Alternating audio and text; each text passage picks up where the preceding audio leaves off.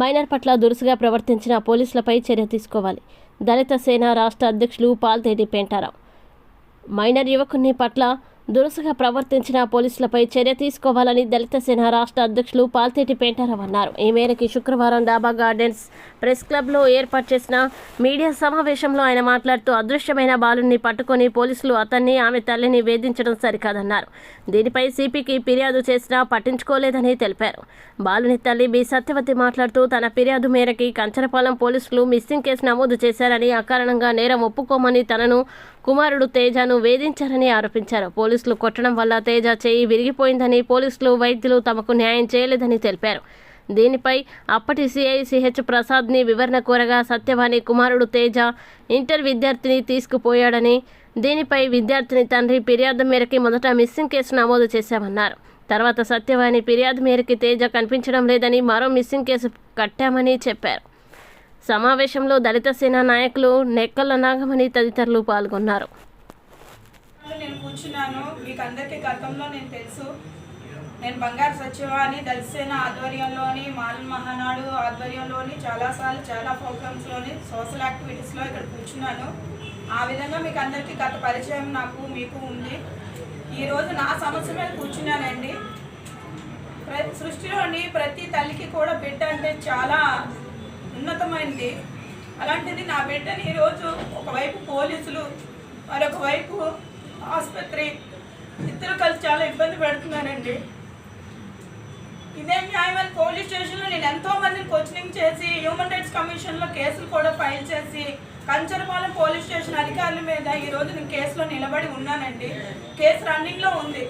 అదే గ్రజ్జి పెట్టుకొని కేవలం నా కొడుకు మిస్సింగ్ కేసు, నా కొడుకు కనిపించట్లేదని ఒక మిస్సింగ్ కేసు పెడితే, ఒక అమ్మాయి వచ్చి మా అబ్బాయిని పట్టుకెళ్ళిపోయిందని కేసు పెడితే, ఇద్దరు పిల్లలు కనబడలేనప్పుడు మిస్సింగ్ వేశారండి. FIR number 241/24.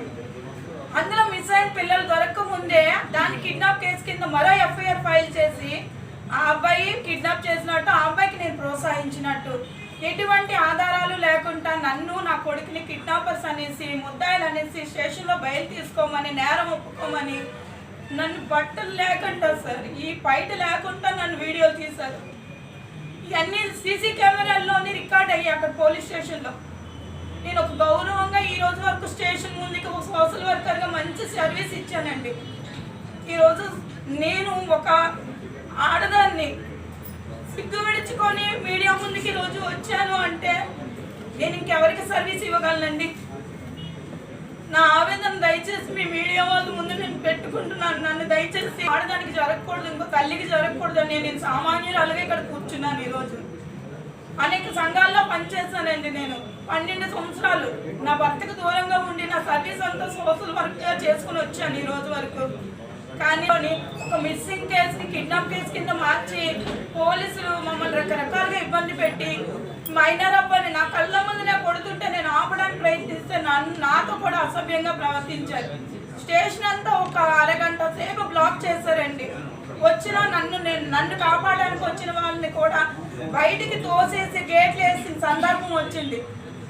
అంటే ఇది ఏమనుకోవాలి? నేను చేసిన పాపం ఏంటి అంటే నిజం మాట్లాడమా లేకపోతే సోషల్ వర్క్ చేయడమా? నేను చేసిన తప్పండి. సీఏ గారు కొట్టడం వల్ల ఈ చిలకల వేలు ఇక్కడ ఫోన్ ఇరిగిపోయిందండి. 16 సంవత్సరాలు నా కొడుక్కి, 16 సంవత్సరాల అబ్బాయికి ఫోన్ ఇరిగిపోయి ఈరోజు హాస్పిటల్ కోసం మేము అడిగితే పోలీసులు మేము ఎందుకు ఇస్తామని అడిగారండి. పోలీసులు ఎందుకండి ఇస్తారు? మేము ఇవ్వలేదు. అక్కడ పోలీసులు అలా చేశారని అన్యాయం అయిన మేము ఆసుపత్రికి 108లోని ఫోన్ చేసి అక్కడి నుంచే మేము పోలీస్ స్టేషన్ నుంచి నేరుగా వెళ్ళామండి. ఆసుపత్రిలో కూడా మాకు ట్రీట్మెంట్ సరిగ్గా వ్యవహరించలేదండి. ఈ రోజు వరకు బాబుకు ఆపరేషన్ అవ్వలేదు. అనేసి బాబుని ఆసుపత్రిలో నేను జాయిన్ చేసుకున్నారండి. బుధవారం నైట్ 10:30కి జాయిన్ చేసుకొని ఆపరేషన్ అని చెప్పి మొత్తం ఇంజక్షన్ తిమ్మిర్లు అన్నీ ఇచ్చేసారండి. మళ్ళీ ఆపరేషన్ లేదు, అబ్బాయిని తీసుకెళ్ళిపోండి అని నిన్న ఉదయం పంపించేశారండి. దేనికి మత్తు ఇచ్చారు, దేనికి తిమ్మిరి ఇచ్చారని అడిగితేనేమో ఆ సిబ్బంది అంతా ఒకటైపోయి మీరు ఎమ్మెల్సీ తెచ్చుకోవాలి, పోలీస్ స్టేషన్కి వెళ్ళి మీరు మెమో తెచ్చుకోవాలంటున్నారు. పోలీసులే కొడితే మేము ఆసుపత్రికి వెళ్తే ఆసుపత్రిలోని వైద్యం పొందకపోతే మేము ఎక్కడికి వెళ్ళాలండి? ఈ రోజు నేను రూపాయి అప్పడితే మీరు ఎవరో ఒక నన్ను చూసి నా సర్వీస్ని చూసైనా నా మీద కనీసం ధర్మమైనా చేస్తారు. కానీ ఇంత సర్వీస్ చేసి మన కోసం ఉంది ప్రభుత్వం అన్నప్పుడు ప్రభుత్వ ఆసుపత్రి ప్రభుత్వ సిబ్బందులు మాకు ఇలా ఇబ్బంది పెడితే మేము ఎవరి దగ్గరికి వెళ్ళి ఆవేదన పరుచుకోవాలి చెప్పండి. స్టేషన్లో కొడుతున్నారు మేడం అని ఫోన్ చేశాను. నాకు ఎక్కడ ఎటువంటి లాభం చేకూరలేదు, సహాయము దొరకలేదు. అందుకే నిస్సహాయంతో మీ ముందుకు వచ్చాను. నా బాధను మీరే తీసుకెళ్ళాలి. ఇంతకు మించి నేను ఇంకా మాట్లాడలేకపోతున్నాను. 6 నెల 2024 సార్. బాబు ఇలా పాప వచ్చి తీసుకెళ్ళింది, కనబడలేదు అని చెప్పేసి కంప్లైంట్ ఇచ్చాను సార్ 5th టౌన్ స్టేషన్లో. మిస్సింగ్ కంప్లైంట్ కూడా వాళ్ళ కుటుంబ సభ్యుల నుంచే ఫోన్ ద్వారాగా తెలియపరిచారు. నా దగ్గర ఒకే ఒక రికార్డు ఉంది, మీరు అవకాశం ఇస్తే నేను వినిపిస్తాను. మేము పట్టుకెళ్ళలేదంటే వాళ్ళు వెళ్ళిపోమని మందులు రాసేసారు, పట్టేసారు. 3 days తర్వాత రమ్మన్నారు, వచ్చాము. వచ్చిన తర్వాత ఆ యూనిట్ కాదని చెప్పి వేరే డాక్టర్ గారు మళ్ళీ మెడిసిన్ రాశారు. నెక్స్ట్ యూనిట్ శనివారం అని చెప్పారు, శనివారం వచ్చాం. శనివారం ఎక్స్రే తీశారు, మళ్ళీ టెస్టులు చేయించుకొని రమ్మన్నారు, టెస్టులకు వెళ్ళాం. ఇలా కంటిన్యూగా మేము ట్రీట్మెంట్ పొందుతూ ఉన్నాం. మేము ఎక్కడికి వెళ్ళిపోయామండి అని అడిగాం సార్.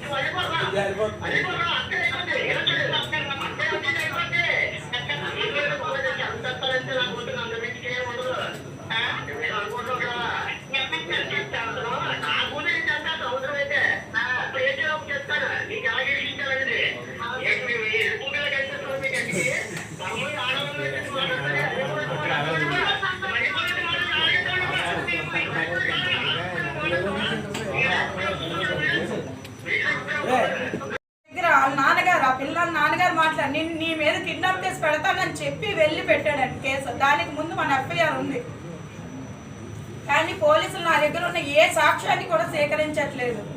తిరిగేసి నువ్వు కిడ్నాపర్వి, నువ్వు స్టేషన్లో బెయిల్ తీసుకోవాలి, నువ్వు ముద్దాయివి.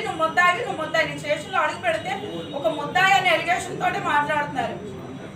నేను కొన్ని కేసుల్లో ముఖ్య సాక్షిగా కొన్ని వీడియోలు పెట్టి నేను హ్యూమన్ రైట్స్ కమిషన్లోని కోర్టులోని సాక్ష్యం చెప్పే ఇదిలో ఉంటే నన్ను ఆ సాక్ష్యం చెప్పొద్దని గతంలో కూడా నన్ను ఇదే ఇబ్బంది పెట్టారండి. గతంలో కూడా ఇదే చంటి పిల్లాన్ని కూడా ఇబ్బంది పెట్టారు. దీని మీద ఆల్రెడీ సిపి గారు కంప్లైంట్ ఇవ్వడం జరిగింది. క్షమాపణలు చెప్పి మ్యూచువల్ అండర్స్టాండింగ్తో స్టేషన్లోని క్లోజ్ చేశారండి. అది కూడా నా దగ్గర సాక్ష్యం ఉంది. ఇది కరెక్ట్ కాదు, ఏదైనా ఉంటే నేను లీగల్గా ఫైట్ చేశాను. అదే ప్రతి కేసులో కూడా డాక్యుమెంటేషన్ ఫైల్తో సహా ఈరోజు ఈ మీటింగ్లో కూడా ఒక వ్యక్తి వచ్చి కూర్చున్నారు.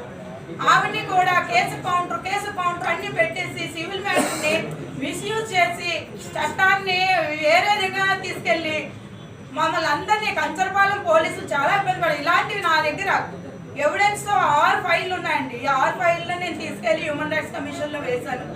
దీని మీద కేవలం వ్యక్తిగత గ్రడ్జితో మాత్రమే నా పిల్లల్ని నన్ను పోలీసు వాళ్ళు ఇబ్బంది పెడుతున్నారు. దుర్మార్గమైనటువంటి అణచవేత. ఓకే, కోపం వచ్చింది, పిల్లడు అల్లరి చేశాడు, ఒక లెఫ్ట్గా కొట్టి మందయించే వరకు మనకి అవకాశం తీసుకోవచ్చు. కానీ ఆ పిల్లవాడి యొక్క చెయ్యి విరిచేంత స్థాయికి 5th టౌన్ పోలీసులు, ప్రధానంగా సిఐ ఆ దుర్మార్గమైనటువంటి పోలీసు గౌర్యాన్ని ప్రదర్శించిన తీరు ఇది ప్రజాస్వామ్యంలో సామాన్యుల ప్రజల పట్ల వారికి ఉన్నటువంటి వైఖరిని తెలియజేస్తూ ఉంది. నేరుగానే నివేదన చేశారు.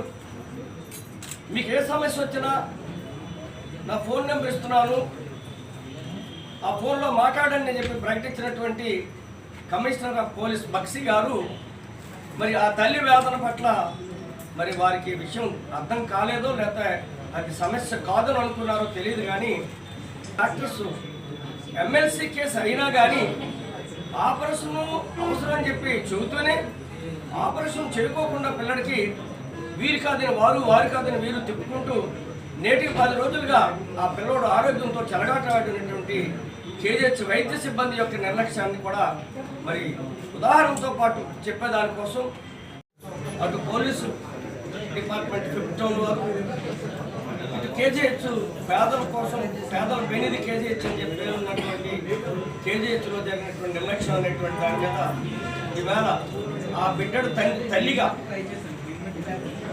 శ్రీమతి బంగారు సత్యవాణి తన ఆవేదనని మీ ద్వారా సభ్య సమాజానికి విన్నవించాలని చెప్పి తెలియజేయాలి.